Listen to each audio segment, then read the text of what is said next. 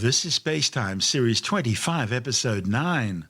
Coming up on SpaceTime, the volcanic history of the red planet's Jezero Crater, NASA's Mars InSight lander placed into safe mode, and exploring the frozen wastes of the Martian North Pole. All that and more coming up on SpaceTime. Welcome to SpaceTime with Stuart Gary.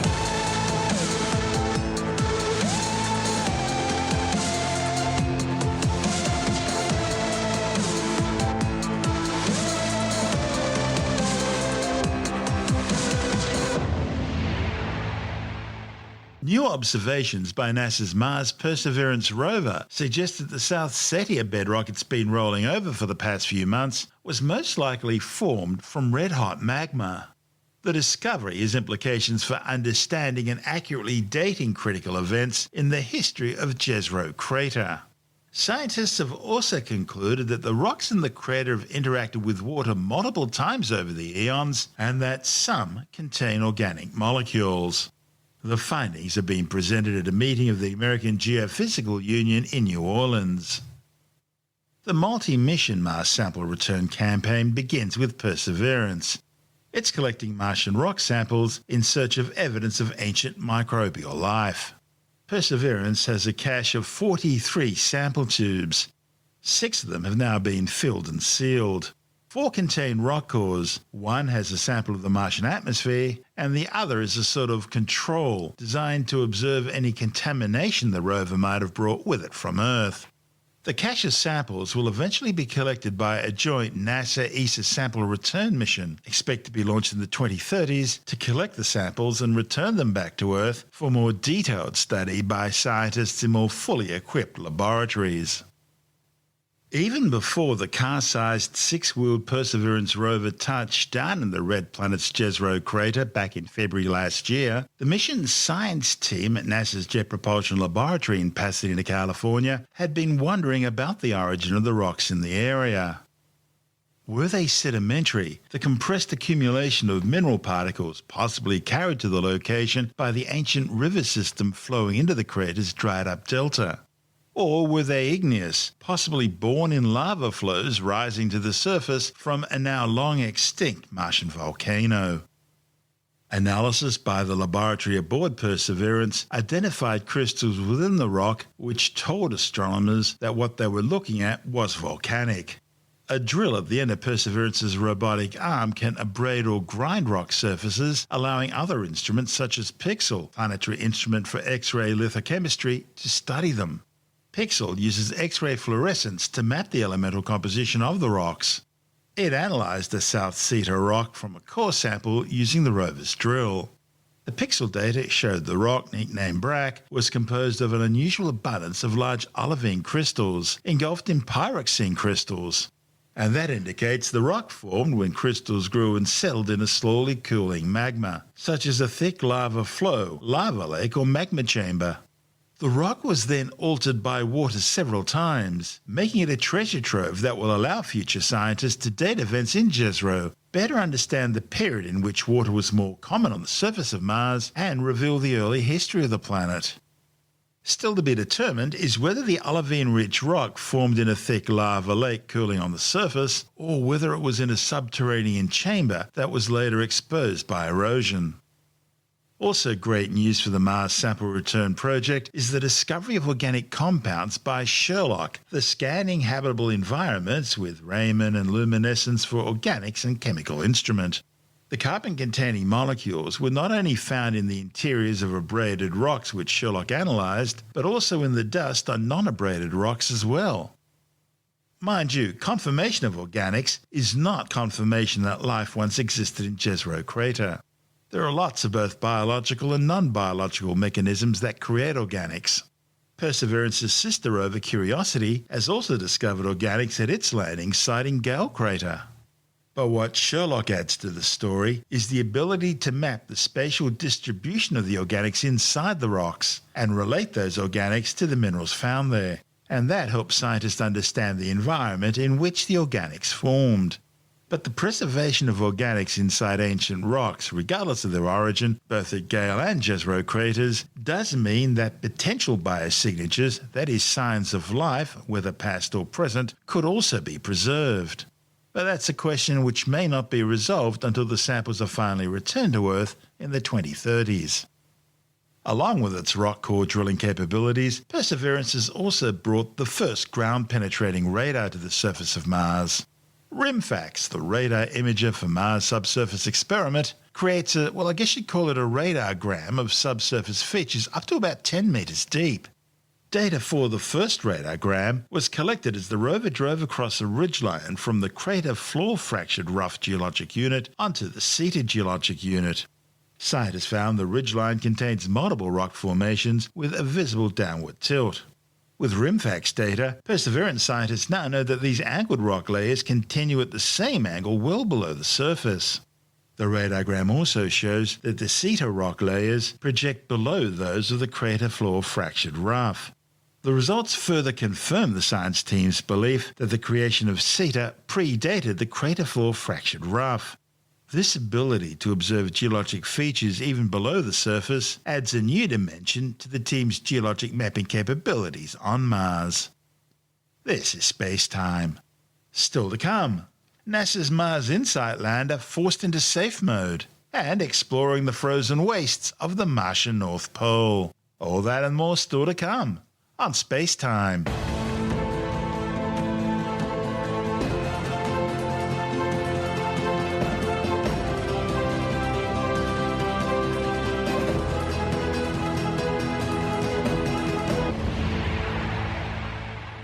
NASA's Mars InSight lander has been placed into safe mode as a regional dust storm blankets the area.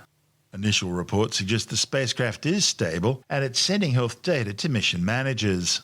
But the dust storm has reduced the level of sunlight reaching the lander's solar array. By placing InSight into a safe mode, power requirements are reduced to essential functions only. So far, there's no indication of the reduced power output affecting the lander's batteries. SpaceTime listeners will remember that it was drained batteries during a global dust storm on the Red Planet, which finally ended operations for NASA's Intrepid Mars Opportunity rover in 2018. Dust blanketing the solar arrays has been a growing problem for InSight in recent times, reducing the lander's power supply. Dust storms can affect solar panels in two ways. Firstly, it physically reduces the amount of sunlight filtering through the atmosphere. And secondly, the dust accumulates on the solar panel's surface. The current dust storm was first detected by NASA's Mars Reconnaissance Orbiter spacecraft, which creates daily colour maps of the entire planet. Those maps allowed scientists to monitor the dust storm's progress and serves as an early warning system for spacecraft on the Martian surface. Sometimes whirlwinds and gusts of stormy weather can even blow dust off the panels over time.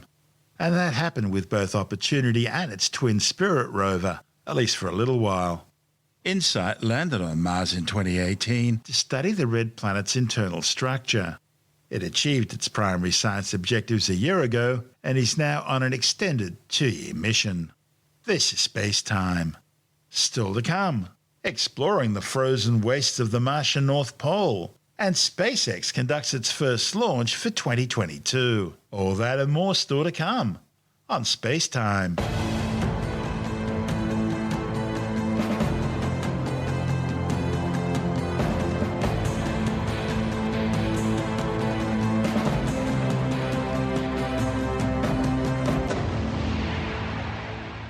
Now, sticking with our Mars theme this evening, astronomers have discovered that formations found across the Martian North Pole known as megaripples migrate across the red planet's frozen surface, together with smaller ripples and larger sand dunes. Megaripples are ridges created over eons by Martian sands, ice and wind. The megaripples on Mars are about 1 to 2 metres tall and have about 5 to 40 metre spacings between them. That places them between sand ripples, which are about 40 centimetres tall with 1 to 5 metre spacings, and sand dunes, which can be hundreds of metres high and spacings of between 100 and 300 metres between them. The thing is, megaripples were thought to be largely inactive relics of past climates until now. But new measurements, based on 13 years of observations by the HiRISE instrument aboard NASA's Mars Reconnaissance Orbiter spacecraft, have now changed that view. Scientists found that these mega ripples were migrating across the red planet's surface at an average speed of 0.13 meters per Earth year. Now that's still slow compared to the nearby ripples, which were moving at rates of around 9.6 meters per year, and that's in just 22 days over the Martian northern summer. But it's still dynamic activity, at least on geologic scales. The findings, reported in the journal Geophysical Research Planets, show widespread mega ripple activity across the vast expanse of the northern polar dunes. The authors mapped the mega ripples and the adjacent bedforms across the northern polar sea sands, the most expansive collection of dune fields on Mars, stretching across vast areas of the planet's northern hemisphere. The study's lead author, Matthew Shirzaki from the Planetary Science Institute, says the data shows that the thin Martian atmosphere can mobilize coarse-grained mega ripples, and that overturns prior notions that these were actually static relic landforms from a past climate. Part of the uncertainty in studying the red planet's polar landforms is the long, cold polar winter that eventually covers the region in frozen carbon dioxide and water ice. For wind-driven bedforms such as mega ripples, it means they're unable to migrate for nearly half a year. However, it now appears that the late spring and summer winds that descend off the polar ice cap more than make up for these other periods of inactivity. Mega ripples were found to be widespread across the region, and they were migrating at relatively high rates compared to other sites on Mars at lower latitudes. This enhanced activity is likely related to the greater sand fluxes found in neighbouring dunes, which are driven by summertime seasonal winds when the polar ice is sublimating. The discovery supports the idea that much of the Martian surface is actively being modified and not just some ancient or static relic. Still, there are other mega ripples there which do appear to have stabilised, a likely result of intergranular ice within low wind areas. This report from the Planetary Science Institute. The landscape of Mars is anything but quiet. Winds do their best to howl in the low-pressure atmosphere, and in their bluster pick up dust and transport it around the red planet. And in some areas of Mars, it isn't just the dust that is carried away by the wind. In the North Polar sand seas, the dunes ripple across the landscape at speeds reaching upwards of 0.5 meters a month. These dunes and other bedforms aren't all the same, however. They vary in size and the spacing of their peaks, and these variations affect the creep of even the largest sand grains across the landscape. The smallest features, simply called ripples, move at the highest speed. These roughly foot-high forms are spaced approximately 3 to 15 feet apart and race through summer before the freezing ice of winter locks them in place. These ripples are tiny next to the massive dunes that can soar hundreds of meters in height, and allow space for football fields to rest between their crests. The dunes are largely locked in place as fossils of an early time when Mars had a thicker atmosphere. Intermediate to these structures is the megaripple. Sandy formations that stand as tall as a human, with a spacing of 1 to 5 meters between crests. Since they were first observed, researchers had thought these larger structures were also frozen in place, but when researchers looked long enough, they uncovered a very different reality. Using repeat HiRISE images acquired over long durations, up to 13 Earth years, we examined the dynamic activity of polar landscapes. We found that the thin Martian atmosphere can mobilize some coarse-grained megaripples, overturning prior notions that these were relic landforms from a past climate. We mapped megaripples in adjacent regions across the North Polar Sand Sea, the most expansive collection of dune fields on Mars. Just like on Earth, large variations in weather are seen between Mars' equatorial regions and polar regions, and these weather patterns shape the geology. While the equator doesn't see too serious of a seasonal variation, the differences at the poles are extreme to the point that the atmosphere freezes to snow come winter. Come summer, winds rush into the polar regions as the ices sublimate back into gas. Megaripples were found to be widespread across the region and migrating at relatively high rates relative to other sites on Mars that are at lower latitudes. This enhanced activity is likely related to the greater sand fluxes found for neighboring sand dunes, which are driven by summertime seasonal winds when polar ice is sublimated. This supports the notion that much of the Martian surface is actively being modified and not just ancient or static. Here on Earth, moving dunes can eat away at human-made structures, covering up roads or burying parts of towns, while also revealing ancient features, and even meteorites as what once was buried becomes revealed. The same is true on Mars. Sand movement on Mars is responsible for erosion of some materials, but also can re-expose older surfaces that were once buried. If you want to see the past revealed anew, these ripples and mega ripples are good places to look. This is SpaceTime. Still to come, SpaceX launched their first rocket for the year, and later in the science report, they've been around for a while now, so it's time to track the effectiveness of COVID-19 vaccines. All that and more still to come on SpaceTime.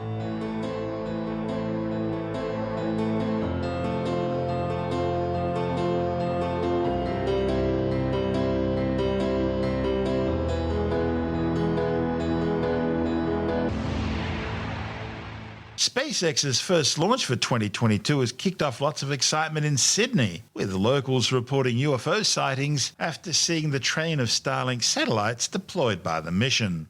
The launch aboard a Falcon 9 rocket from Pad 39A at the Kennedy Space Center in Florida carried 49 of the 260-kilogram satellites on the first of 5 planned missions by SpaceX this month.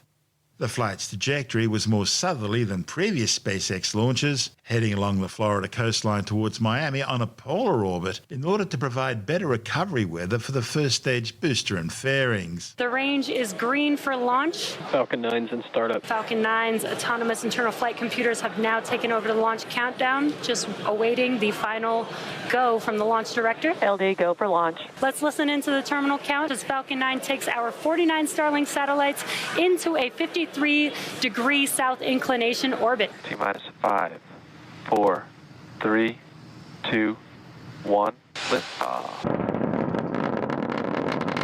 T plus 45 seconds into liftoff, and Falcon 9 has successfully lifted off from Launch Complex 39A at Kennedy Space Center, carrying our stack of 49 Starlink satellites to low Earth orbit. Now, moments ago, we did throttle down the engines in preparation for Max Q. Supersonic.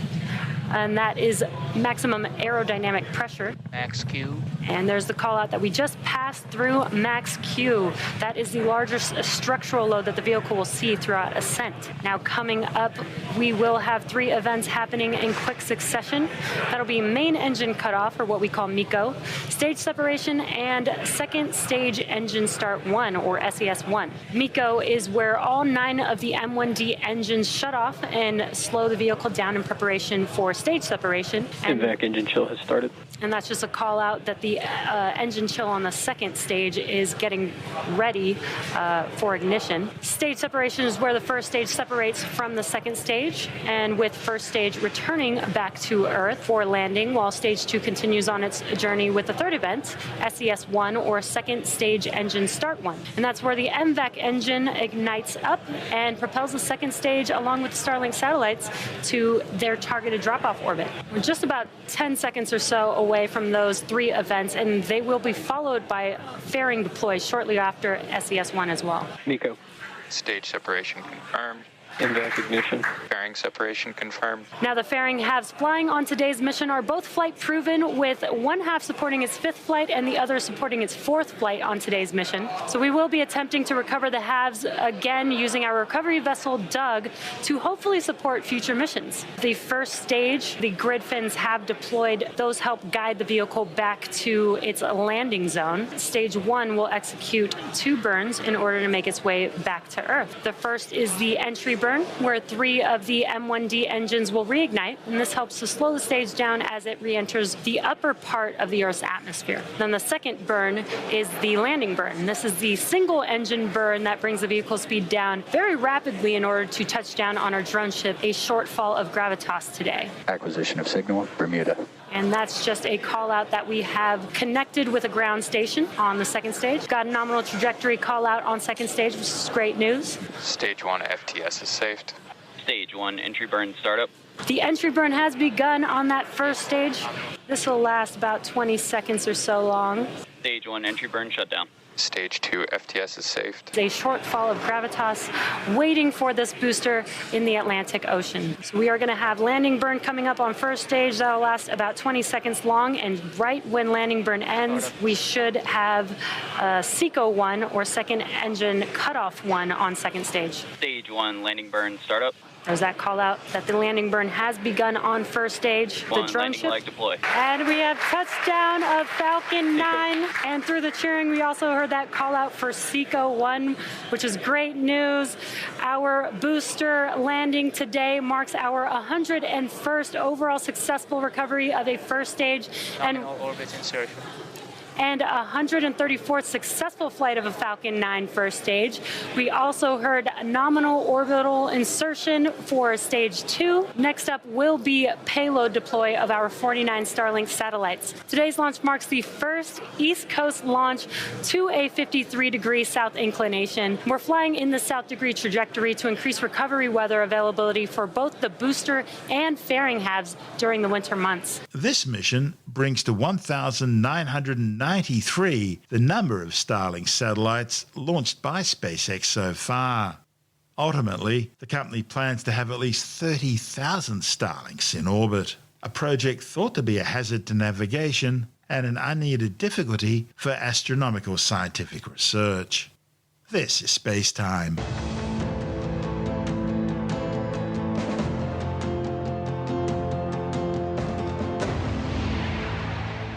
And time now to take another brief look at some of the other stories making news in science this week with the Science Report. Scientists have now been able to track more than 9 months of data regarding the effectiveness of COVID-19 vaccines. A report in the New England Journal of Medicine finds that the mRNA vaccines by Pfizer and Moderna protect against COVID-19 infection with 94.5% and 95.9% effectiveness respectively after 2 months, before dropping to 66.6% for Pfizer and 80.3% for Moderna at 7 months. The authors use North Carolina COVID-19 surveillance data to estimate vaccine outcomes for some 10 million people from December 2020 to September 2021. They also found the emergence of the Delta strain in mid-2021 accounted for part of the waning effectiveness of the vaccines, with the Pfizer's effectiveness dropping 15% and Moderna's by 10% as the variant took over. Scientists also found that immunity after the second COVID-19 jab seemed to wane slightly after 20 weeks following the jab, especially for those over 65. The authors looked at protection against hospitalization and death over time following the second dose of both Pfizer and AstraZeneca. The effectiveness against symptomatic COVID-19 caused by the Delta variant seemed to peak in the early weeks after the second dose, and then at 20 weeks decreased to 44.3% for AstraZeneca and 66.3% for Pfizer. Protection against hospitalization decreased only slightly to 80% with AstraZeneca and 91% with Pfizer, while protection against death fell to 84.5% for AstraZeneca and 91.9% for Pfizer. More than 5.5 million people have now been killed by the COVID-19 coronavirus since it first spread out of Wuhan, China.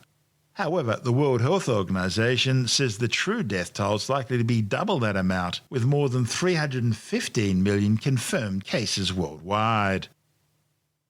A new study warns that men who spend a significant portion of their middle age living alone or experiencing multiple breakups could be at higher risk of inflammation. The findings, reported in the Journal of Epidemiology and Community Health, looked at a Danish cohort of some 5,000 adults aged between 48 and 62. The authors looked at how long they lived alone, how many breakups they experienced during that time, and inflammatory markers in their blood, which are an indicator for a higher risk of age-related ill health. They found that men who had the most breakups had the highest level of inflammatory markers, followed by men who lived alone for at least 7 years. Scientists also noted that none of these associations were found in women, which could be influenced by gendered behaviours in response to a breakup in middle age. Swiss researchers have developed a new way to measure whether or not you go off to your final reward feeling like you've lived a fulfilled life. Scientists created a test of fulfillment based on 9 different elements, including realizing your full potential, feeling true to yourself, feeling that your existence is significant, that you've left a unique mark on the world, and that you've contributed to the well-being of others. The findings, reported in the Journal of Frontiers of Psychology, show that a fulfilled life is not a self-centered life. The authors found that making an impact and leaving a positive mark in others' lives is viewed by people as an essential component of a fulfilled life. They say performing meaningful activities, engaging in tasks which make you feel absorbed, or pursuing goals from which you get a sense of achievement all make living a fulfilled life more likely.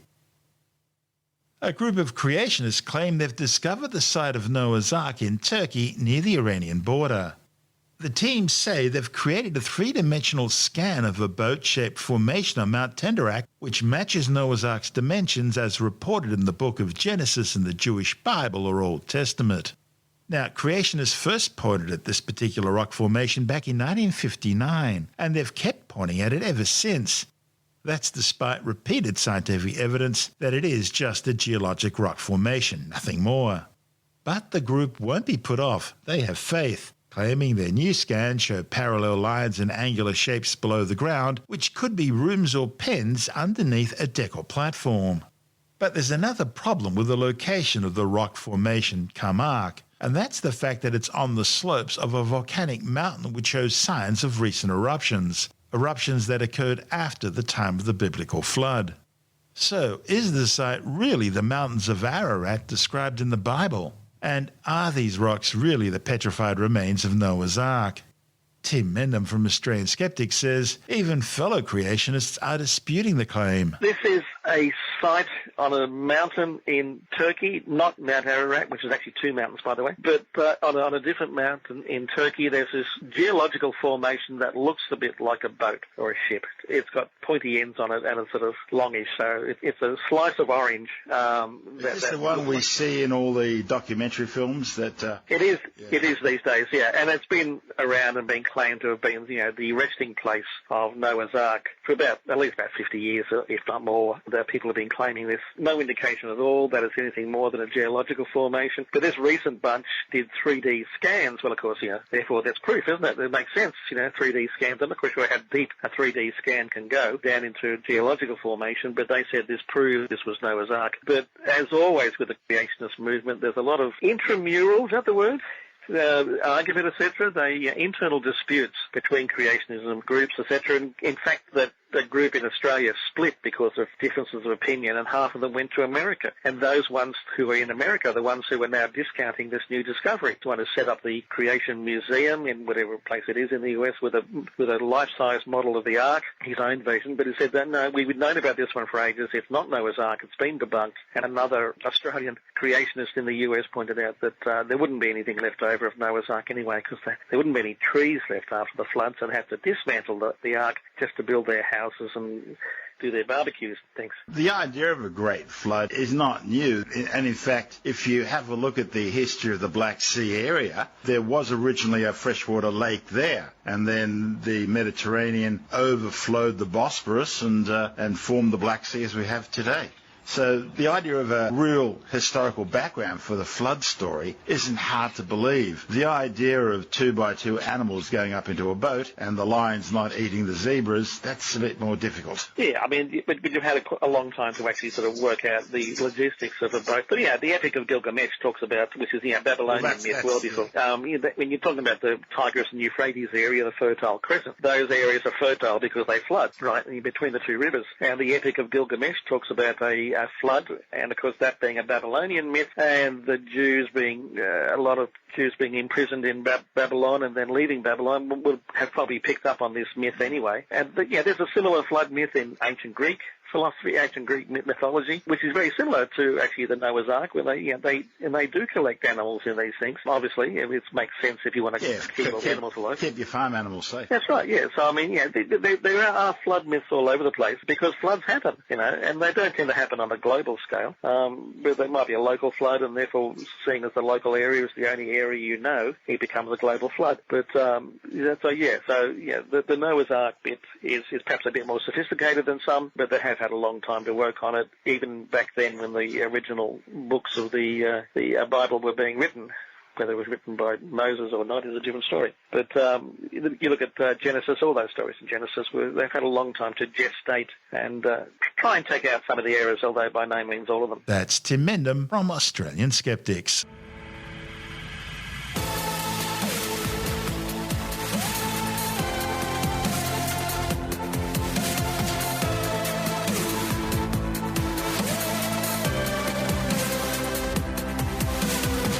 That's the show for now. SpaceTime is available every Monday, Wednesday and Friday through Apple Podcasts, iTunes, Stitcher, Google Podcast, Pocket Casts, Spotify, Acast, Amazon Music, Bytes.com, SoundCloud, YouTube, your favourite podcast download provider, and from spacetimewithstuartgary.com. SpaceTime's also broadcast through the National Science Foundation on Science Zone Radio and on both iHeartRadio and TuneIn Radio. And you can help to support our show by visiting the SpaceTime store for a range of promotional merchandising goodies, or by becoming a SpaceTime patron, which gives you access to triple-episode commercial-free versions of the show, as well as lots of bonus audio content which doesn't go to air, access to our exclusive Facebook group, and other rewards. Just go to spacetimewithstuartgary.com for full details. And if you want more SpaceTime, please check out our blog, where you'll find all the stuff we couldn't fit in the show, as well as heaps of images, news stories, loads of videos, and things on the web I find interesting or amusing. Just go to spacetimewithstuartgary.tumblr.com. That's all one word, and that's Tumblr without the E. You can also follow us through @StuartGary on Twitter, @SpaceTimeWithStuartGary on Instagram, through our SpaceTime YouTube channel, and on Facebook, just go to facebook.com/SpaceTime with Stuart Gary. And SpaceTime is brought to you in collaboration with Australian Sky and Telescope magazine, your window on the universe. You've been listening to SpaceTime with Stuart Gary. This has been another quality podcast production from Bytes.com.